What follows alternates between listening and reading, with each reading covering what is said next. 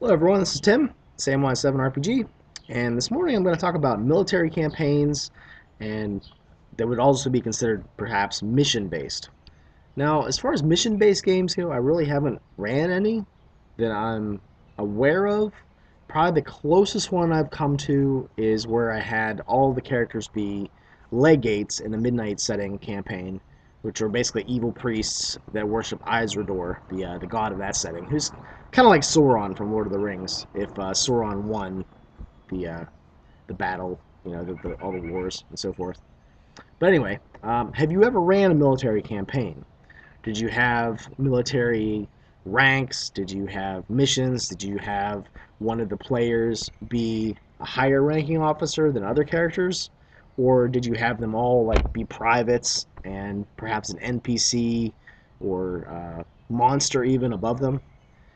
Kind of always wanted to run a sort of like humanoid based game with like orcs and goblins and maybe even kobolds and so forth that were in the military and they were kept in line, because they're more than likely evil by the military hierarchy, by the laws of the military, or perhaps even there are rules in the military, but they get around them sometimes. So there's still a little bit of element of like chaos in there and not following orders, but there would be repercussions if their actions are ever found out.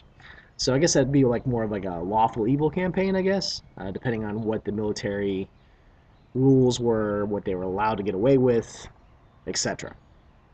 I also kind of thought that a military campaign would be good because you could do a more mission-based thing where you get orders to go do something, and the players would still have a lot of leeway as far as how they get those missions accomplished, how they, you know, get things done. And this made me think about art class. When I was in art class, I really liked the idea of getting a project, and there were certain things that I needed to accomplish with that project. Let's say there were three criteria that needed to be done with most of the art projects, like drawing or painting or whatever. And I always really found it interesting to, yes, accomplish those criteria, but do it in such a way that the art teacher really had to look for them. That I tried to stretch those criteria as much as possible, which probably wouldn't surprise anyone that's had me as a player in their game. They're like, "What the hell is Tim doing now?" Like I said, I kind of have a problem with that, being sort of a chaotic player. I'm working on it though. But yeah, if you have any experience running military campaigns, how you did ranking, ranks for the various characters, did you have them all the same power level? Did you have them, one have more power over the others? I'd like to hear about that. I'd like to see how that would go.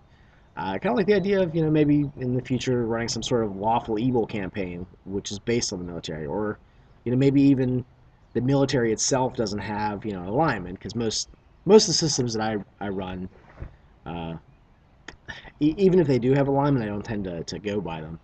But I really just go by actions have consequences, both good and ill.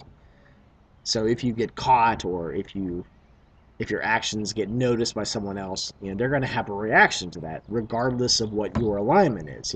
Whatever happens because of the choices that you've made, and that's kind of the alignment system that I guess I go by. It's really all about consequences with the major culture, the laws of the land, just the people that are around you. They're going to react to the things that you do.